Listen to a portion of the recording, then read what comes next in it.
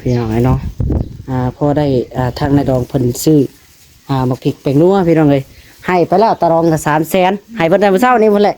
ได้ผู้ละ300,000พี่น้องเอ้ย แห้งลูกเอ้ย โดย ให้มันให้ยืนไม่ออก โดย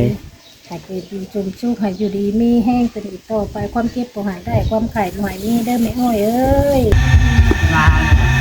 มาเรื่อยเลยบ่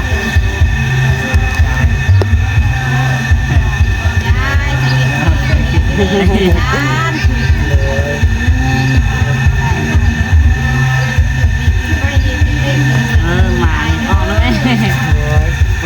อันนี้งานเงินเท่าเองเลยนี่ได้อันนี้ให้ไปเลยมาบนเด้อ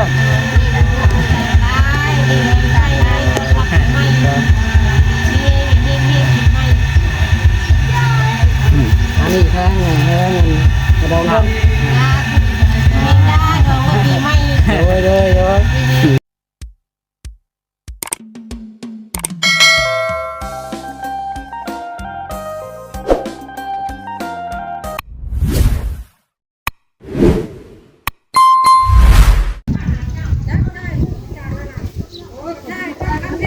พี่น้องเนาะทักทายสบายดีแม่เอฟซีบัดสุขุสู่คนเนาะ มาพ่อกับท่านน้องลาอีกเด้อเนาะก็คือมื้อนี้ได้มาหาทางนายดองเพิ่นพี่น้องเลยเนาะมีเรื่องรางวัลเล็กๆน้อยๆพี่น้องมาให้เพิ่นเนาะจังไดก็นี่ไปหาเพิ่นก่อนจักไปอยู่บ่อยู่ได้ล่ะเนาะอันนี้ก็อยู่ที่ตัวหน้าเฮือนเบาวินเพิ่นพี่น้องเฮือนหมู่น้องลาเองเนาะนี่แหละเฮือนเพิ่นก็ได้กำลังเกาะเสาออกมาอยู่เนาะตกคือเกาะหลายเสาก็ได้แม่ เมียนมู ฮะ เข้าไปซื่อๆไหม อันนี้อะไร ตั้งรักไว้แม่ เกาะจะอ้อมเพื่อนเลยเนาะโอ้ย เอามุ้งบ่มีหรอก ใส่ไล่บาวินไปไทยไปไทยไหมสิอยู่ยังเฮือนน่ะ ว้าวเลยยาแล้วป่ะ เฮ้ยพี่น้องเนาะเกาะจะอ้อมเพื่อนน่ะนี่เช็ดจังได้เห็ดชงไปได้นี่ ธรรมดาเลยนะพอได้นั่น ฮะ เฮ็ดธรรมดาเลยลูก เกาะกระเทิบออกมาไปทีแล้วเนาะ เฮ็ดพอได้ห่มนี่แหละเนาะ เพื่อจะได้เครื่องมือไปเฮ็ดดอกปีนี้ปีหน้าปีนั้นพอได้เกิดตรงนี้เครื่องมือ คอเห็ดไป ได้ตั้งเสาแหละตั้งไว้ คอเห็ดไปปอกแปกไป เดี๋ยวไปหาทางในดองเพิ่นก็เด้อมีเวียกอยากลบน้ำเพิ่น มาเบิ่งคันไดเพิ่นก่อนคือว่าเพิ่นตักทรายขึ้นมาในพื้นก่อนนั่นพี่น้องเพิ่นว่าเฮ็ดแล้วบ่จังไดฝีมือเพิ่นน้องหลากับมากับน้องเคยท่องมันได้พี่น้องเอ้ยมาพี่ถ้วยเฮ็ดยังอ๋อพี่ก่อนกินน้ำบ่เอามาให้กินเด้อ บ่มีแฮงโม่ได้อยากกินน้ำเดี๋ยวหากมาแต่อันนี้ก็ได้มาแต่เฮือนนั่นประตูต้นยางเพิ่นจากแล้วใส่ซื้อใหม่ดอกเด็กใกล้ๆส่วนครัวได้เป็นส่วนครัวนี่ จากโบนะพอทองไม้นั่นไปเลย ต้องฝีมือคนสาบเองวะนี่ ฝีมือ คืนทั้งเว้นเบิดมือป่ะเบิดมือแล้วเหมือนเนาะ คืน เบิดมือคืน จากเที่ยงคืน จากโมงหมดแล้วนี่ เจ้า11 โมงกลางคืน ว้าต่อขนาดวันไรมือ11 โมงเนาะเห็ดแต่เช้า11 โมงยังลิงไล่อยู่นี่เนาะ เอาเลยเราก็เลยงบเล็ดแล้วเป็นมือวันคืนตัวว่าหางก็แล้ววันนี้ เป็นแบบสบายดีนะรองน้ สบายดี ำน่าสบายดีอันน่าน้อย สบายดีแล้วจิจักผู้จังเด้ นักเรียนยังบ่จักเนาะ นักเรียนชื่อเรียนอะไรล่ะ พี่น้องเอาลงมือก็ได้แต่เราก็คือมันนี่มีเวียกจากลมน้อยนึงเนาะ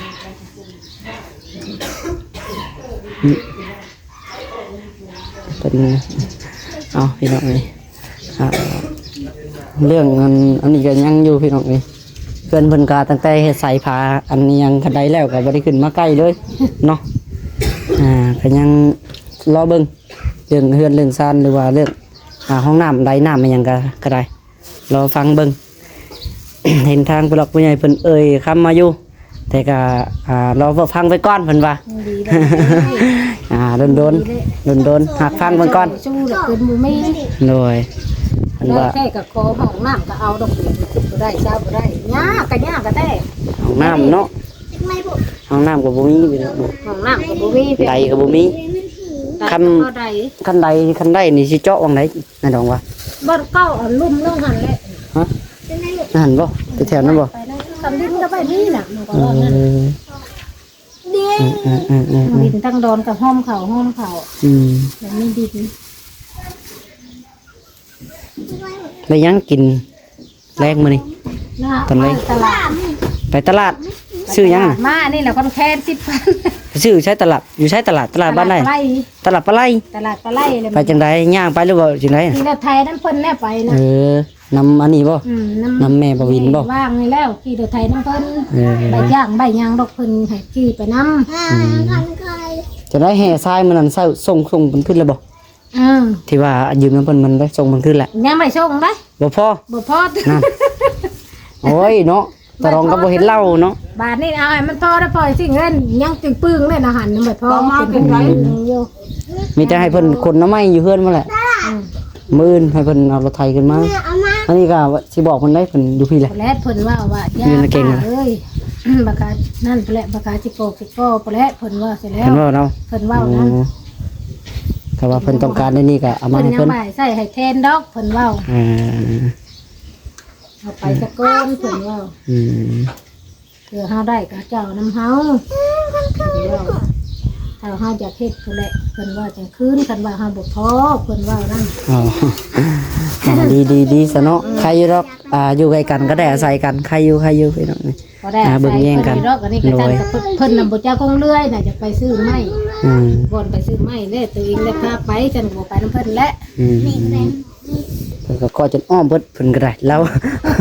ก็จนอ้อมวันยันไม่บ่พอยืนเราก็ได้มุ้งกันจักสิพอบ่พอเราอ่ะ ไปคงได้ บ่ได้มุ้งเราอ่ะ คงเลย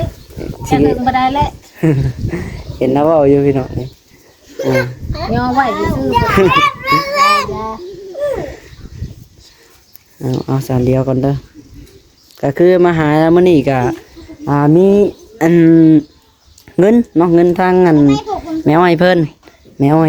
ได้อันฝากเงินอันดิฉันเพิ่นว่าเทศกาลแม่เนาะเงินนั้นเอาไว้อันเทศกาลสงกรานต์เงินสงกรานต์ทางเพิ่นเล่นสงกรานต์ได้เด้ แม่น ปีใหม่เพิ่นว่าเพิ่นให้อันของขวัญหรือว่ารางวัลเนาะเป็นของขวัญปีใหม่หั่นนะเดี๋ยวน้องหลาสิเบิ่งเงินก่อนเด้อก็ได้ทุกคนทางตะดองบ่าวส่งได้เบิดทันว่าก็ได้ทันว่าผู้ได้เฮ็ดเวียกก็ยังได้น้ำหมู่ขอบใจเด้อเพิ่นว่าก็ว่าบ่ได้เฮ็ดเวียกแห้งกินดมตั้งดมตั้งข้าว บ่ได้เวียกยังได้น้ำหมู่เพิ่นว่าเพิ่นดีใจเมื่อเช้าเพิ่นจื้นอยู่ได้เงิน เวียกแล้วเนาะ กำเงินก็บ่ได้อยากปล่อยคันได้จับเลย ก็หูจักเงิน เอาเดี๋ยวเบิ่งก่อนพี่น้องเดี๋ยวเบิ่งเงินก่อนเอาพี่น้องไอ้น้องพอได้ทางนายดองเพิ่นซื้อหมักพริกแป้งนัวพี่น้องเอ้ยให้ไปแล้วตะรองก็300,000ให้เพิ่นได้มื้อเช้านี้พุ่นแหละได้ผู้ละ300,000พี่น้องเอ้ย มีแห้งลูกเอ้ย โดย ให้มันให้ยืนไม่ออก โดย ให้เกิดอยู่ชมสู้ให้อยู่ดีมีแห้งเป็นอีกต่อไปความเจ็บบ่หายได้ความไข่บ่หายมีได้ไม่อ้อยเอ้ย โด คอย ยสู้ลูกไปเพื่อให้เป็นหุ่มโพหุ่มใจให้ลูกให้เต้าทีต่อไป สาธุเนาะโดยเอาซะ โอเคบัดนี้เขาบอกขอบใจเนาะเดี๋ยวน้องหล่าสิขอตัวไปก่อนได้บ่ได้อยู่น้ำโดนพี่น้องเอ้ยขึ้นไปหาอ้ายเพิ่นก่อน แม่นแหละ ขึ้นไปหาอ้ายกันก่อนจักเพิ่นสิอยู่บ่อยู่นี่ก็ได้ ไปบ่พอคือว่าเอาเงินไปซื้อขนมกินกับไตทองว่ะ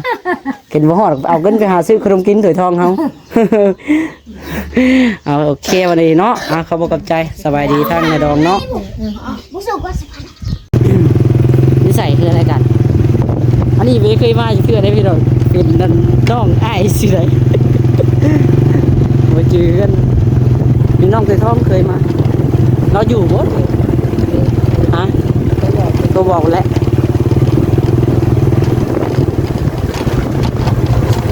ใส่อันนี้เป็นบ้านตะเก่งเลยพี่น้องหลอกคน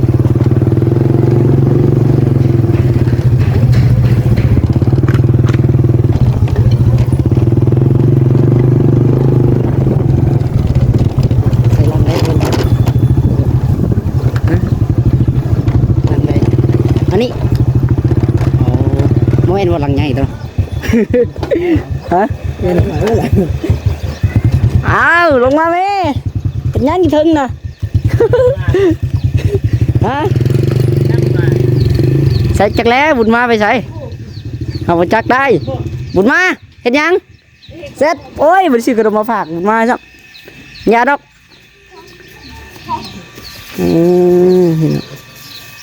อันนี้เป็นเพื่อนอ้ายเพื่อนขี่วันหลังตัวนั้นได้หรอหลังนี้ป่ะขี่วันหลังมันเยอะก็ใหญ่เด้อ๋อใช้ตะกี้บอกว่ามีใดเจาะแล้วบ่อย อ้าวตัดอ้อยได้เลยเจาะนี่นะเจาะ อ้าวสบายดีสบายดีกันเนาะไปดีมันมาน้ำ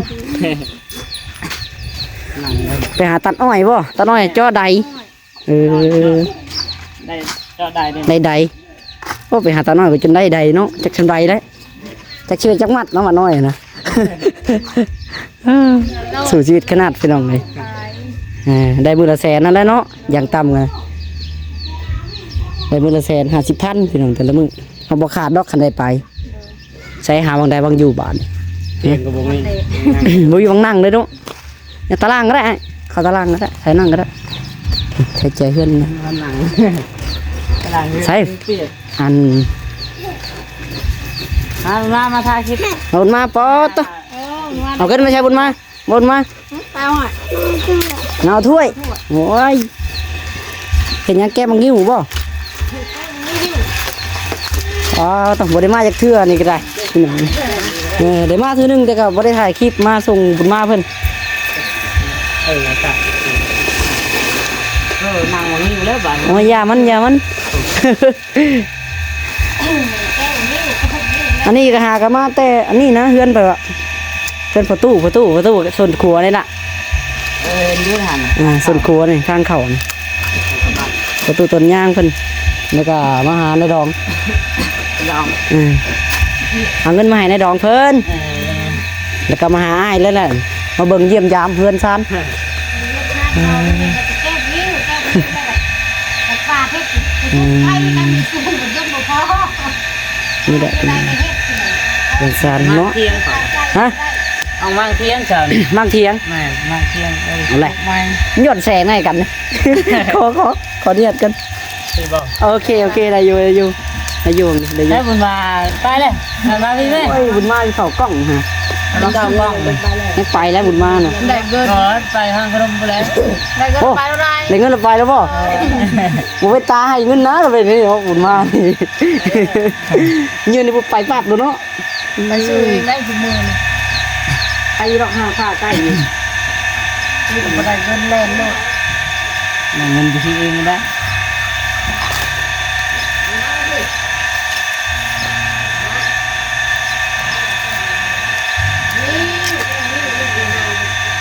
เสียงใดก็ได้เสียงช่างห้องนะ ยังไง ใดบ่ มาพี่ด้วย เสียงใดยิ่งดัง เอามาเข้ากล้องเลย เรื่องมันอะไร ไหนบุญมาแม่ชี้กินฮอดนะหัวรถมีไว้โอ้บุญมานี่ เกิดอะไรเมื่อเราละไอ้ บ่เมื่อบ่มา เดือดเลย บ่เมื่อบ่อยากเอาบ่เงินมาเอา ได้ให้แค่เกรย์อยู่ติดขาเต้นอยู่ว่า เอาเงินมาให้ได้มื้อนี้บ่เอาบ่เงินบ่มา นั่งดีๆนึกออกเกรย์ ได้เพียงกันนะ นั่งบ้า นี่ก็เป็น สวัสดีกล้องไหม สบายดีไหม สวัสดีกล้องไหมสวัสดีไหม น้อง เป็นบ่สบายดีเว้ย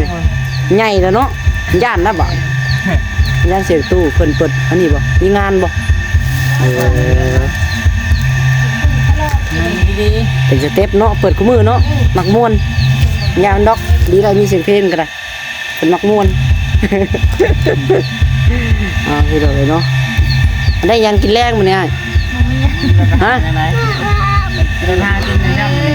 บ่ได้ไปหาไปซั่นพักผ่อน เที่ยงมันเที่ยงไว้ เดี๋ยวไปมั่งเถียงเนาะอยู่ทางไหนล่ะนายไก่บ่ พูดทางมันแม่ ตัวติดบ้านแม่ปุ๊บ แม่ วัดตกอันนี้ไม่เคยไปจะเทื่อได้พี่น้องยังหลายก็ได้ นั่งดีได้ไหมแล้วป่ะนั่งดีดีไม่มา แล้วรับแล้วบ่ก็ได้ยังไปเนาะ แม่ได้ยาน่ะ นี่เป็นไม่เท่าบ่ไอ้กันไม่เท่าอ้ายบ่แม่นบ่ แม่ โอ้ เท่าเลย ทำไม่เท่าเพิ่นพี่น้อง เข้า นี่แหละเฮือนซ่านนั่นแป้นก็ได้เนาะทานแก้มักนิ้วพี่น้อง แก้วนิ้วยัด แก้นิ้ว แตกตัวนี้มันหาวเลยล่ะทานก้อนล่ะยัดบาดให้กระทานยัดมันแห้ง แก้แก้แล้วไว้ขายบ่หรือว่าจังไดเงิน ยัดเชื่อยัดโมนนะ หยัดบุญไว้บุญเองนี่แหละเนาะพอบ่ได้ซื้อหมู่ ในตู้โน้ตคือเขาอันนี้เราไม่ดีมากแบบเป็ดข้าวไก่แล้วครับป้าแบบมันโตดลูกมันโตดเย็นโตดน้อย โดย แล้วอย่างสารตัวแต่แก้แบบนี้แก้บริการมันนี่นะเป็นพวกเราจ้าเรียนไปมีพวกต้องซื้อบูแบบนั่นแบบนี้เลยนี่ป้ายเนี่ยนะ โอเค อย่าเพิ่นให้เพิ่นลิ้นรถเห็นเชี่ยวมันมาแล้วเนาะหอกรถมาเลยเชี่ยวมันก็ได้ 2,000จักเป็น พี่น้องเลยเนาะทางน้องหลาเองก็ได้มามื้อนี้ก็มาเอาเงินให้อ้ายเพิ่นพี่น้องเลยเงินก็บ่ได้ลงหลายดอกเป็นเงินของทางแม่อ้อยเพิ่นเพิ่นฝากมาให้อันปีใหม่นะของขวัญปีใหม่หรือว่าวันเทศกาลทั้งเพิ่นลิ้นสงกรานต์แล้วทางงานต่างประเทศเด้ทางชื่ออยู่บ่แม่อ้อยเพิ่นเคยอันให้เงินอยู่เด้ตะกี้ยังจำมันได้อยู่เนาะ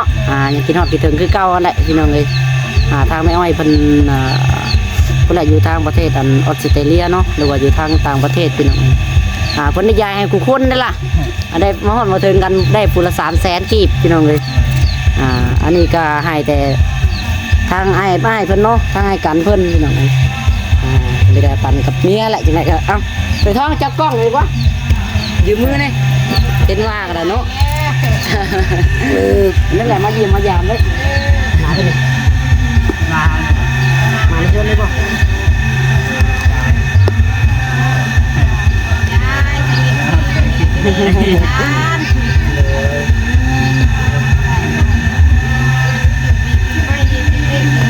มาออกแล้วไหมอันนี้งานเงินเขาเองได้นี่ได้อันนี้ให้ได้มาบนเด้อ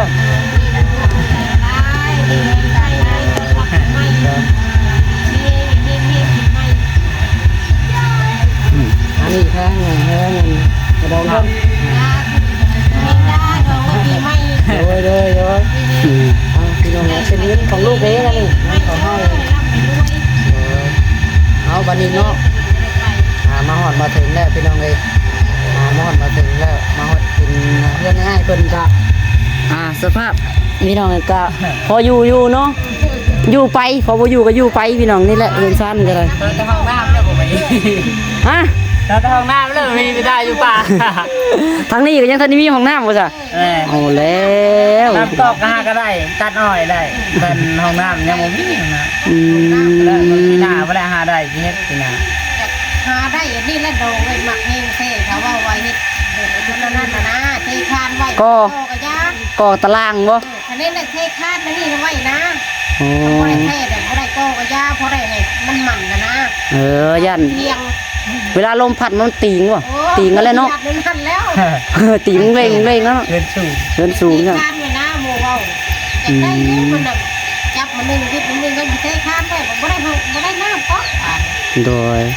เลยอ่ะอะไรบ้านแกเราก็ก้อนแต่นี่ที่ที่พักเล่หรือที่ใครเน่ โดย ใช้คานเลยใช้คานดีไว้ดีใจแน่ใช้คานดีไว้ก็ยาบุ๋ยมันคือไม้แล้วได้ใช้คานเลย ทางนี้ก็แวะไปเฮือนทางในดอเมื่อกันทางนั้นกับบุ้ยห้องน้ำมาอยู่นี่กับบุ้ยเกือนเนาะ เงินตรองก็ไม่ห้องน้ำ บ่มีเลย ป้าลาวกันเนาะ อยู่ป้ากัน ส่งมาแล้วเลย ทางนี้ใช้ป้าอยู่ทางไหนบ้าน ไกลเลย ไก่บ่ ต้องหลัง บ่แห้งอยู่เนาะ นั่นคะแนนได้ของผมเลย ไกล ทางนั้นอย่ามาใกล้วันนี้ให้ไกลผู้นี้เนาะ ไก่ได้ จักสิเป็นอยู่แจได้บาทนี่ ตรองก็ไปคนเด้ลาวพวกทางเข้ามาบ้าน มีแต่คนบ่มีห้องน้ำเนาะฝั่งอ้อนี่ผู้มีก็มีเลยเนาะ นี่ก็มี บัดเฮาผู้มีก็บ่มีเลยพี่น้อง มีหลายกว่า น้ น่ะ ได้ถ้าจิตใจอ้ำว่านี่เว้าน้ำก๊อกมันน้ำก๊อกนี่ให้ย่างแล้วบาดเดียวห้องน้ำก้อน โอ้ยแม่นแล้ว คำว่าน้ำก๊อกก้อนที่ไหนก็ได้ เอาใดแล้วก่อนเนาะวันนี้พอเราได้อาบ บ่ได้ห้ามบ่ได้นำใช้นะ อาบกับบ่มีอันบังกันหยังเด้อเนาะก็ขออนุญาตเด้อใส่กลางเดินเด้อเนาะนี่เนาะก็ขอโทษนำพี่น้องเลยอย่าได้เนาะอันบ่มีคำบ่ได้เนาะดึกบ่แล้วติ9 โมง 10 โมงบ่แล้วเนาะจะหมู่นอนบ่แล้วเนาะเอาง่ายๆเอาคักๆก็ได้ มันไปกับบ่มีนะนี่มันจะไปเว้าแล้วไปก็ได้ โอ้ยเนาะเอาจังได๋ เจ้าบ่มีคนบ่มีกะนี่ไปนะจำเป็นนะบาด อยู่ตามภาษาเฮานั่นแหละเนาะอยู่ตามเฮาบ่มี ตามเฮามีเลยก็เพิ่มชู้อีกชู้ปีนี้ได้นำก๊อกแรกเนาะเงินไม้ได้ในห้องน้ำแน่ ของน้ำเนาะก็ตาราง ได้น้ำหมดเลยบ่ได้ก็ตลาดได้บ่ได้เทคานก็เอานะเทคานเนี่ยมันหมั่นเชาเลยนะ โดย โอยหยิบไปทะเลทะเลได้อย่างทำเอานักแห้งนะเอานั่นบ่ไหวได้เนี่ยทำบ้านทำเมืองก็มันได้แต่ว่าหาบก็หาบบ่ได้ โดย ทำเอาหาบได้ นี่แหละเนาะทางหัวหน้าครอบครัวมีแต่ไอ้กันแน่เนาะสารต่อก็ได้ ไม่ได้ก็จะเพิ่นแล้ว มีแต่ไอ้กันนั่นแหละไอ้กันแม่บุญมาแต่ลูกมันนี่เนาะจะได้บุญมาใหญ่มาก็ได้ไล่ไปท้ายรถบุญมาใหญ่มานะ ไปถึงเลยว่าแล้วไปอยู่ในบ้านเมืองจะไปบ่เห็นได้เฮ็ด โอ้ยเนาะเสียงเพลงสบาย สิอยู่โดนน้ำบ่ได้ได้จ้ะพี่น้องเลยเนาะถ่ายยาวบ่ได้ดอกยันน้องหลาก็ได้ยันลงเงินคลิปบ่ได้เด้เอาไปมา ส่วนคลิปลงบ่ได้แล้วเนาะแต่ก็ยาดอกน้องพี่น้องเลยเอาซะโอเควันนี้ก็ได้ ขอบคุณ สิขอจบคลิปได้มีแต่ฝากทางไอ้อ้ายเพิ่นเนาะฝากขอมุกขอบใจทางไม้อ้อยเพิ่นคือเก่าเนาะ ขอบใจเด้อแม่ ใจเด้อที่ฝาก ขอให้แม่มีแห้งเด้อเจ็บบ่ได้ของใครควายต้องมันเนื้อ เจ้า จ้า ผ่านไปปีใหม่ผ่านมามีแต่สิ่งดีๆเข้ามาหาได้หากินนะทุกคนทั้งหลาย โอ้ยสาธุพี่น้องซะเดี๋ยวน้องดาขออนุญาตเบิ่งเงินเบิ่งซ่านก่อนเด้อมาให้กันมาออกมานี่โซนเบิ่งในเล็กน้อยแล้วก็จบคลิปเลยมันเสียงเพลงนะถ่ายยาวบ่ได้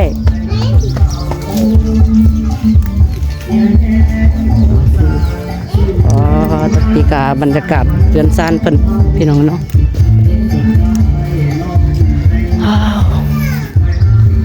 แต่ก็สิบ่ได้ขึ้นเทิงๆเด้อพี่น้องเราเลาะเบิ่งก็ได้บ่ขึ้นบ่ขึ้นก็ยาก บ่กล้าขึ้นแนวเลยบ่ขึ้นก็ได้เนาะเราเลาะเบิ่งบดดังไฟบ่ไอ้นี่ แม่ ฮะ ให้เงินครัว อ๋อบดดังไฟ ใส่น้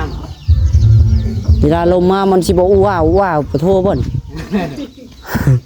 โอ้ ำคือสูง มาทางนี้ไปเฮงอันนี้เนาะพี่น้องเอ้ยทางหลักก็บ่ได้สร้างขึ้นมาจากเทื่อได้ล่ะเนาะหาก็ขึ้นมามื้อแรกซ้ำ